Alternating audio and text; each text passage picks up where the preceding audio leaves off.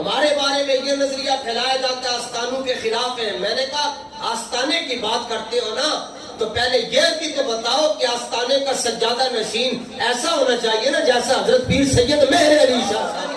آپ بھی اجرے میں بیٹھتے تھے، لیکن جب مرزے نے بکواس کی، حضور کی حدیثوں کے ٹکڑے کرنے شروع کیے، آپ نے فرمایا ایک کوئی تے چادر ہوندی فقیراں کو، آپ نے چادر چکی تے باہر آئے. آپ کے احباب کہنے لگے قبلہ تسی کیڑے پاسے ٹر چلے ہو. لوگ پاؤں پر بھی ہاتھ رکھتے ہیں، گھٹنوں پر بھی ہاتھ رکھتے ہیں، اور پہلے سلوکے پہنتے تھے، سلوکے سے پیسے نکال کر آپ کو پیش کرتے، تسی کہتے نہیں باہر جان دے ہو.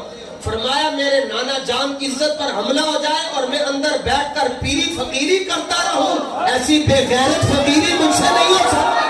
خدا شریف کے صفحہ نمبر 118 پر یہ بات موجود ہے. فرمایا عقائد متواترہ اسلامیہ پر حملے ہوں اور ہم اندر بیٹھے رہے، ایسی بے غیرت فقیری ہم سے نہیں ہو سکتی.